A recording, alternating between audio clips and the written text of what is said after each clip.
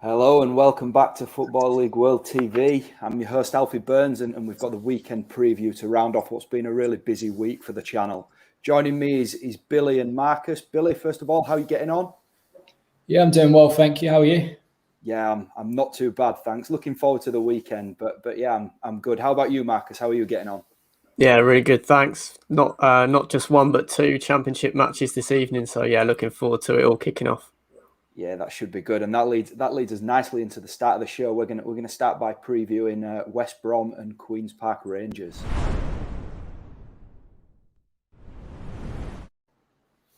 So as Marcus has touched on there, we've got two championship fixtures this evening, one of which is West Brom hosting Queen's Park Rangers at the Hawthorns. It should be a really good game, I think to sort of kickstart hopefully what's a good weekend of action. From a West Brom point of view, they've drawn 3 consecutive fixtures heading into this game. I'll come to you first, Billy. How important do you think it is that Valérien Ismaël's side get back to winning ways this evening? Yeah, it's very important, but it's not the best opponents to come up against when you're trying to get back to winning ways, because QPR have proved to be very difficult to beat so far this season. But I think in terms of what West Brom can do, they've struggled to find a starting front three. I think with the likes of Hugo coming in and with Phillips being a player that's equally as competent in starting in a left wing role, right wing role, or even as the main striker there. So I think Ismaël's been struggling to fit all his forwards in and find that sort of winning formula. Once he does that, then I imagine he'll be able to go back to sort of the start of season form where they were looking very, very good. I think Ismaël's not going to really go away from the 3-4-3 formation that he's been used to using at Barnsley and even before at OASK. But I think in terms of getting back to winning ways, I think they've got the squad to do so. They've got the experience in the side, like Livermore, Bartley, and they've also got good players coming through. So I think they've got the balance to get back to winning ways. They've got the manager. It's just whether it can come against a team like QPR, who are proven to be a very good championship outfit this year. Yeah, absolutely. And one interview that sort of maybe stuck in my mind this week from Ismaël's just been how frustrated he's been with the approach from Preston, Millwall and Derby in these 3 draws, and how it's sort of limited his side playing. I'll come to you now, Marcus. Do you think that Ismaël needs to tweak his approach slightly against teams like that? I'm not too concerned overall with the 3 draws. I think they've still been creating plenty of chances, and maybe the start of the season was exacerbated a bit by how successful they were from set pieces, and of course the infamous Darnell Furlong long throw. Maybe some teams are getting a little more wiser to that, and preparing for West Brom in a different way, having seen how well they started the season. I think, as Billy mentions, it's really interesting. We always talk about how competition for places is a good thing at a club. Well, when you're rotating your team in every match, and as Billy alluded to, not sure on what is his strongest front three, sometimes it can be to the detriment just because the players don't have the chance to build that understanding game in, game out. In terms of the 3 draws, I'm not too concerned. I think he's going to have to get used to that and find ways around it as the season goes on. I'm sure maybe the shoe was on the other foot in terms of when he was managing Barnsley a bit last year, particularly towards the beginning of his reign there. So I think maybe he can change it up a bit. They do need to be show a little bit more variety, particularly from open play. But I think against QPR, they should definitely have enough. I think Matt Phillips and Grady Diangana are sort of easing their way into the season. And Diangana, of course, we saw in 2019-20 how effective he can be at championship level. And I think he's just a player that needs a run of games to get up to speed. So I think it's only a matter of time before they get back to winning ways. If we've got any West Brom fans tuning into this afternoon show, please do get in the comments and let us know your thoughts on the 3 draws and whether anything needs changing tonight. We're going to move over to Queen's Park Rangers now. Obviously, they've had a reasonably positive start to the season under Mark Warburton, but there's been a couple of defeats recently. But they've also been lifted by a really good performance against Everton in the League Cup during the week. Billy, do you think that's going to stand them in good stead this weekend?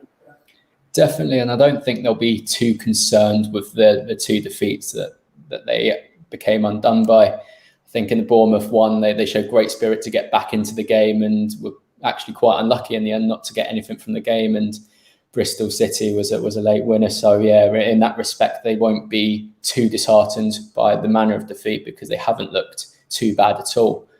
And then go in to beat Everton during the week will give them bags of confidence going into this. Of course, Charlie Austin scoring as well. He's a player that he's been integral to their sort of success since January. And I think in terms of the additions they've made, I think that there's no reason why they shouldn't be competing for a playoff spot. And they're going to make this test for West Brom very, very difficult.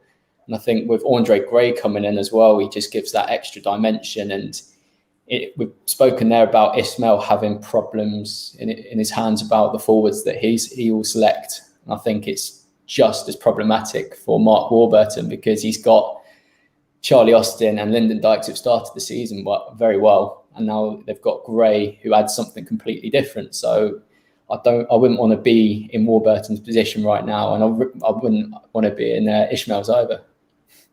So yeah, you just touched on Charlie Austin there. Obviously 2 goals against Everton during the week. You know, Marcus, he's coming up against his former employers this weekend in West Brom. Are you expecting him to see him come into the starting 11 in the Championship? I think he's a confidence player, and he's a bit of a streaky striker. So I think Mark Warburton will be keen to sort of harness the momentum he gained in midweek. I think there was a lot of talk about how he's a Liverpool fan, so it meant a bit more to him to be scoring against Everton. You could argue that edge is maybe still there playing against a former club in West Bromwich. He didn't have too much success really, so I'm sure he'll be wanting to prove some of his doubters wrong on Saturday. Yeah, as Billy said, QPR, what an outstanding win it was in midweek. One of the stories of the round in the League Cup, and I'm sure they'll be really fit and firing, and it'll be interesting to see how much it takes out of them mentally. Maybe obviously the elation of an 8-7 penalty shootout win's got to be pretty high in front of your home fans. So we're going to have to see what they're like when they turn up at the Hawthorns. But yeah, to have that depth. Obviously, Andre Gray didn't play midweek. I fully expect him to come into the team. It's interesting to see whether he can fit both Willock and Chair alongside 2 strikers. It might just play the one. So a lot to think about for Warburton. But yeah, it's going to be a really intriguing encounter. Yeah, absolutely. I think it's a really good way to start the EFL weekend. We'll get your predictions now. I'll stick with you first, Marcus. I'm going 2-0 West Brom. I think the midweek affair might take a little too much out of QPR, playing a big Premier League club in Everton, where Ishmael was able to get his players on the training ground and solely focus on this match and getting back to winning ways. I think he'll definitely be aware of the frustrations from the stands in terms of the 3 draws and looking to get, I think, that 5th win of the season tonight. How about you, Billy? I'm going to go 1-1 draw. I think West Brom will continue to have their problems, and I've been very impressed with QPR on the road, so I can see that one ending as a draw. Yeah, I'm going to side with Marcus here and go for a nice narrow West Brom victory. I'm going to go 1-0 to the Baggies.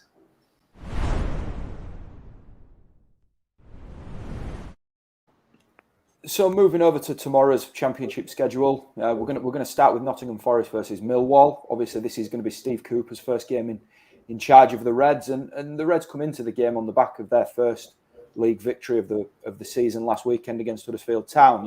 It was quite an impressive performance at the John Smith Stadium, nice and tight, nice and compact. I was there covering the game for Football League World, and I was particularly impressed with Forest's 3-4-3 system, which seemed to bring out the best in their attacking players like Joe Lolly, Brennan Johnson and Lewis Grabban. Coming to you, Billy, are you expecting to see Cooper stick with that system that Stephen Reid implemented last weekend?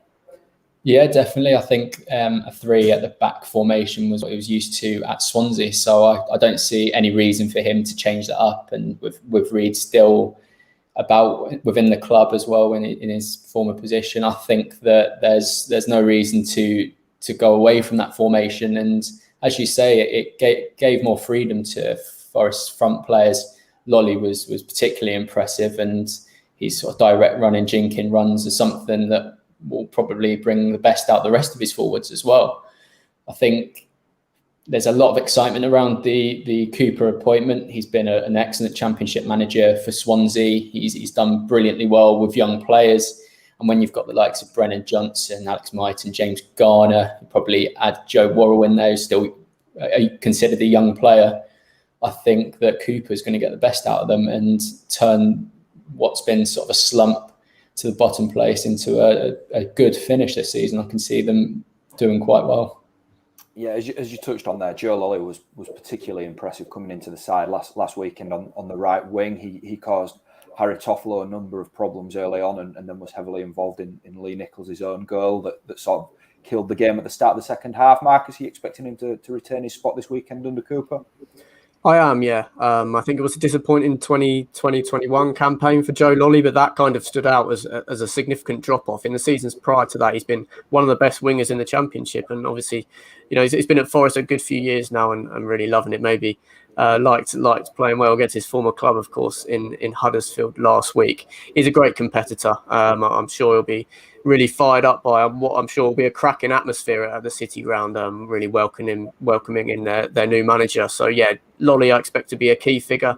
The 3-4-3 system I think suits him quite well because he does like to drift inside, maybe pick up the ball in different areas from more of a traditional winger. But yeah, I completely expect him to retain his place and cause plenty of problems for the Millwall back line. Of course, this weekend it's not all about Forest and Steve Cooper. We've got Millwall there as well, and their start to the season, they're getting the tag as draw specialists once again in the Championship. And for me personally, this feels like another fixture that could the points could be shared again. Would you agree with that, Billy? Yeah, I mean, going back to our betting show earlier, I think that's definitely one that one of us should have pointed out because it's got draw written all over it to me, but. Yeah, in terms, they've not just become draw specialists this year. I think it's been a common feature the last few years at the Den. And whilst they've shown that sort of promise to threaten the playoff positions, sort of those draws have hindered their progress and stopped them from making the top six. And I think coming into this game, there's a lot of pressure again on Jed Wallace. I think there's been sort of an over-reliance on him to create chances to score and generally be that attacking threat. So I think there's definitely scope for Forest to win this because of that sort of over-reliance. If you nullify Wallace, then there's going to be a lot less opportunities created for Millwall to win the game. But equally, Millwall are a team that will try and give it their best, and if they can get Wallace into influential positions, then there's no reason why Millwall can't get something out of this game either. That leads us nicely into our predictions then. Billy, go on, you first. What's your score prediction for this one? I'm going to go for a consecutive 1-0. Marcus? Yeah, the same here, 1-1. I think with that over-reliance on Jed Wallace, which Billy mentioned, and being so solid at the back, they should be able to keep the score down, and I think they might be able to spoil the party late on. 1-1 draw. Yeah, I did fancy a draw, but having just listened to you two go for a draw, I'll go with a Forest victory and just change it up a little bit and not sit on the fence.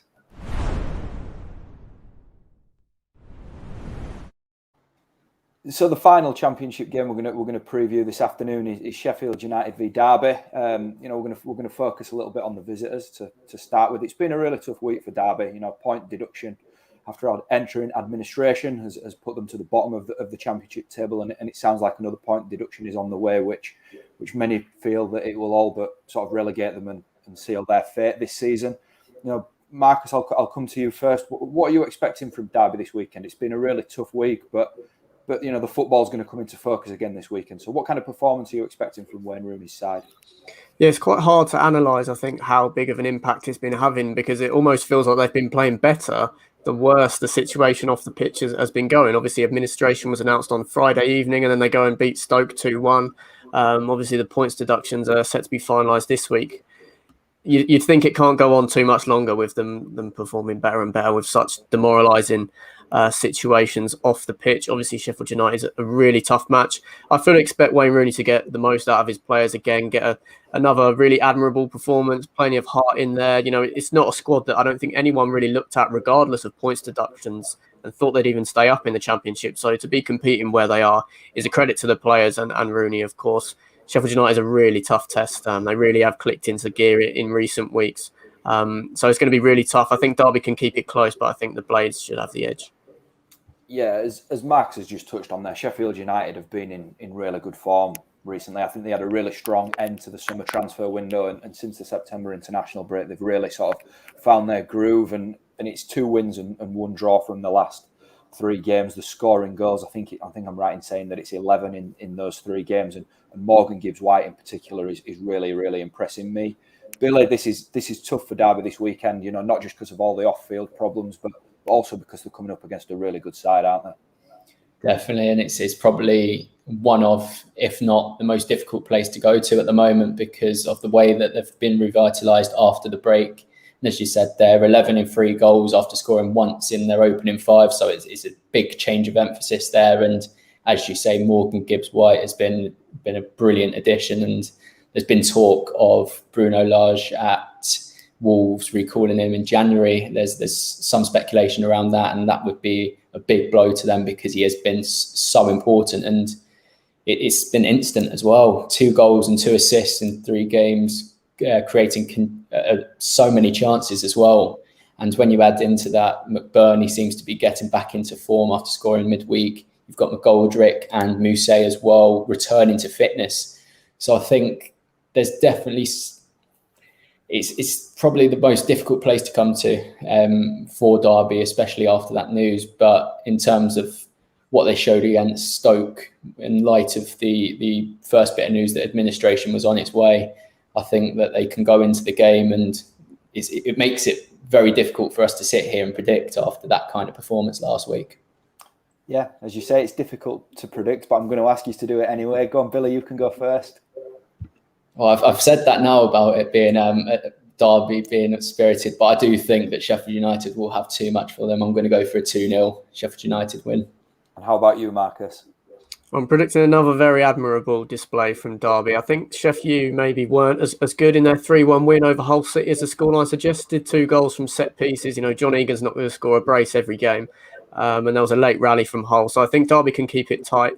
I'm going to go for 1-0 to Sheffield United. I think they'll just have enough maybe from someone coming off the bench to impact the game. Yeah, clean sweep there. I think I'm going to go for a home victory as well. And next up, we're going to move down into League One.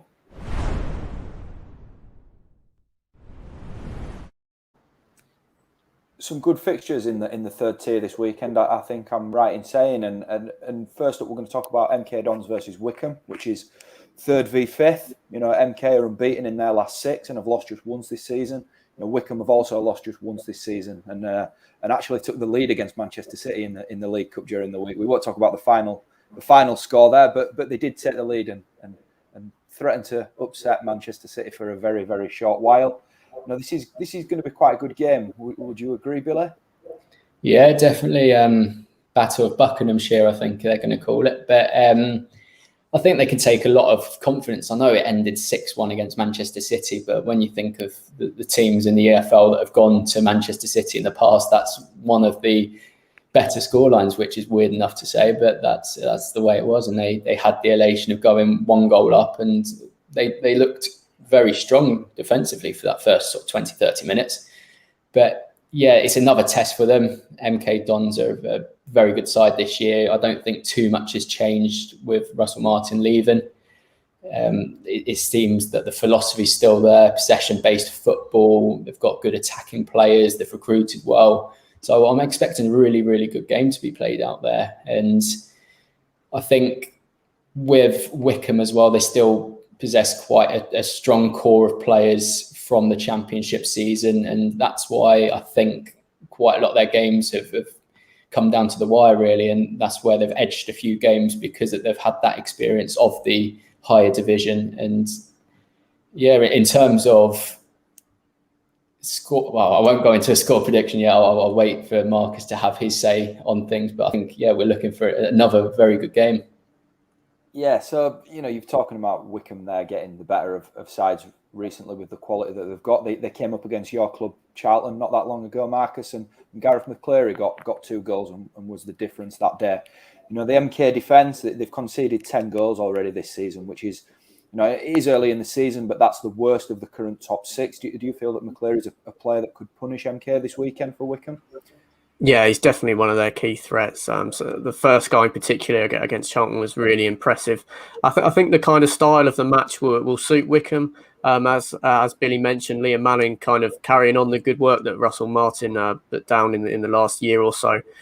They're going to dominate possession, and I think Wycombe are going to be fine with that. That's how they played to get promoted when they did in 1920, and of course didn't experience much possession in the Championship last season. I think they've got one of the better centre back pairings in the division in Anthony Stewart and Ryan Tafazoli that can really soak up the pressure and really look to hit MK on the break with the likes of Gareth McCleary, of course, and plenty of other decent attacking players.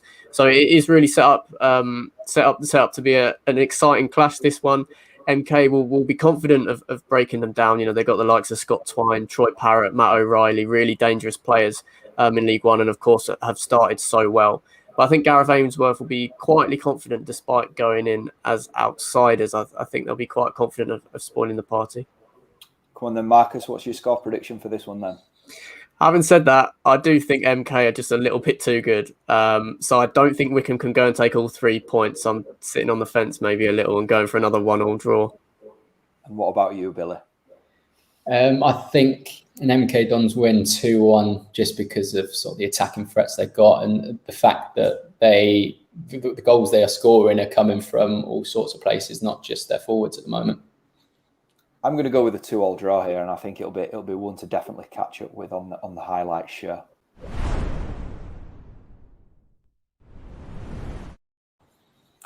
Elsewhere in League One, we've got Ipswich Town v Sheffield Wednesday this weekend, and that's two of the League One giants meeting at Portman Road. Ipswich got their first win of the league campaign against Lincoln City recently, and the pressure was sort of lifted off Paul Cook following that. Would you agree, Marcus? I'd agree that it was definitely a relief. I maybe wouldn't say the pressure's off. For me, I don't think the pressure is going to be off Paul Cook. I don't think he can feel like he's secure in his job until Ipswich are pushing for the top 6, really, considering the investment that was made in the summer. It would have been delighted with the win at Lincoln City. Macaulay Bomb, one of their best players of the season so far, grabbing the only goal of that game. But I'd argue maybe the clean sheet was probably even more pleasing for Cook than the win itself. In front of goal, they've been scoring despite failing to pick up victories at the start of the season, but they really did stand firm at Lincoln. They got a new centre-back partnership, Cameron Burgess and George Edmondson, both new signings. They'll be hoping that they can establish a relationship in the coming weeks. The pressure's definitely not off Paul Cook for me. I think if he loses here, and the longer that they flirt with the relegation places, he's definitely going to be under more and more pressure. Yeah, me saying that the pressure was off was probably the wrong thing to say. And Billy, do you agree that a defeat this weekend just piles it all back on Paul Cook? Definitely, yeah. It's a temporary relief, I think, because the pressure's still on. You're going into a game against a Sheffield Wednesday side who are not in a similar position because they're mid-table, but they started quite well, keeping 4 clean sheets. But yeah, they've now come into 3 games without a victory, scoring just once, I think it is. So it's a team that Ipswich should be taking the game to because they're low in confidence, and similar to Ipswich. Sheffield Wednesday brought in a lot of players this summer, and that sort of makes it difficult for both managers to find the winning formula straight away. And I think that's what they're both suffering from at the moment. But you speak of these two teams thinking that it's going to be a very exciting clash, but I can't see it playing out like that. I think that they're both going to be quite scared to lose this game because it could pile the pressure on whichever manager actually loses this game if it goes that way. Yeah, you've touched on it there. Sheffield Wednesday have been drifting a little bit. It's 2 defeats and a draw in their last 3, and it's almost ruined what was a really, really good start to the season for Darren Moore's side. One player I want to touch on in particular is Berahino, that's gone in there at Hillsborough. He scored last week, and it's going to be really interesting to see how the season develops for him down in League One. Without doubt, he's got a lot of quality, and maybe too much quality to be playing at this level of football, but it's not happened for him for so long in his career. And he's playing under a manager now that knows him well and knows how to get the best out of him. Marcus, is he somebody you're expecting to continue this weekend? Yeah, he's definitely someone who starts for me. He's scored their one goal in the last 3 games. If we're going to bring that up, a bullet header from a corner. Maybe not something that we remembered. Berahino for in his time at West Brom. He's definitely a striker that I think mainly is a threat in sort of the width of the 18-yard box. Maybe not a player that's going to create chances for himself. But Darren Moore will know him inside out and will be clear to be trying to play to his strengths, and he's got to start. It'll be interesting to see how he sort of reacclimatizes after spending some time away from English football, and whether we can expect him to be playing week in, week out. I think the lineup at Portman Road will maybe tell us a little bit more about that.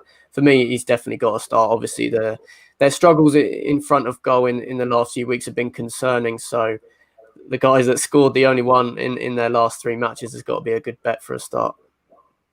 Was that Paul Cook on the phone, Billy, asking why he's going to be under pressure if he doesn't get a result this weekend? I wish it was, but no, unfortunately not. It was just a disturbing call. Yeah, go on then, Billy. Let's have your score predictions here then.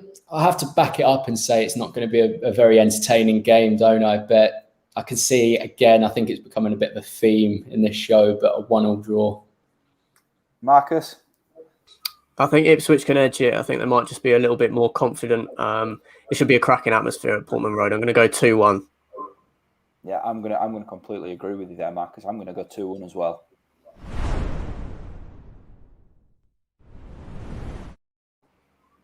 Right, we're diving down into League Two now with Hartlepool versus Exeter. This is 6th hosting 5th. Another early top of the table clash, if you will, in League Two.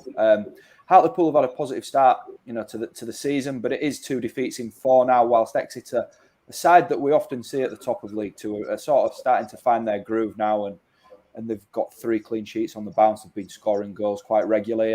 It's not really ideal opponents for Hartlepool, is it, Marcus?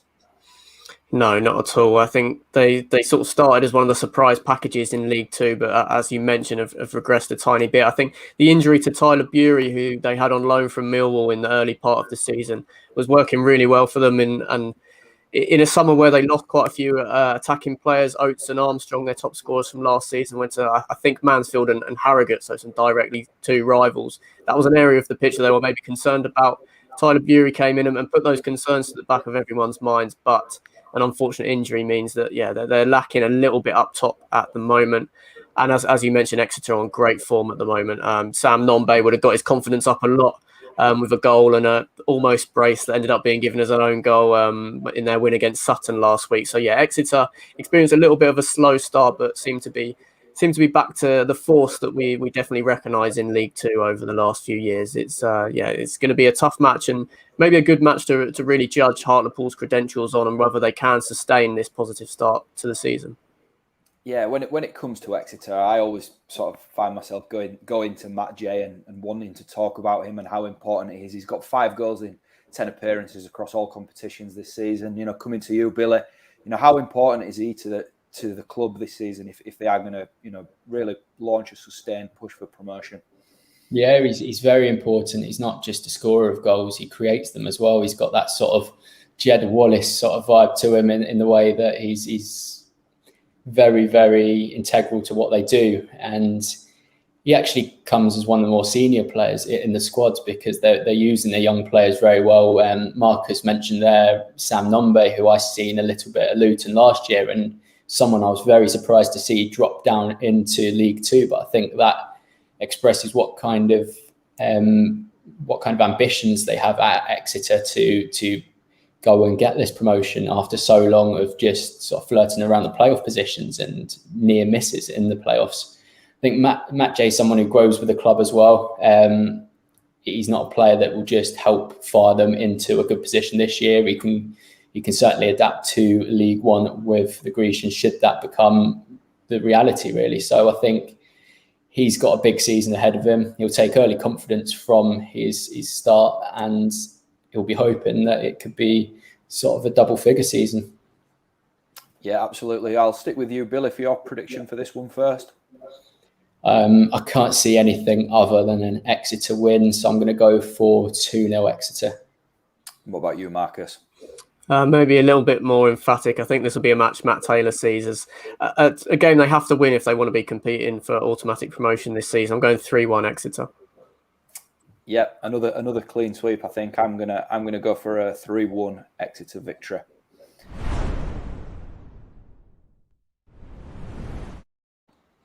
So we're just going to run you quickly through where some of our journalists are getting out and about to this weekend. We've got George Douglas at Crawley v Bradford City. Hopefully he's getting a little bit of the League Two action this weekend. We've got Toby Wilding at Blackburn v Cardiff. And George Harvey will be at the City ground for Steve Cooper's first game in charge as Forest host Millwall. There will be, of course, lots of other content going out on the website from those working on editorial this weekend. So plenty to keep your eyes on Football League World this weekend.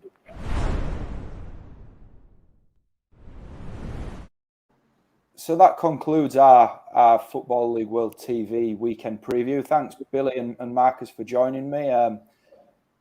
And that's it for the week, really, on the channel. You know, we've been absolutely stacked out, and there's plenty more to come next week. Plenty of fan takeover shows, and we'll be getting stuck into plenty of action that's going on up and down the EFL.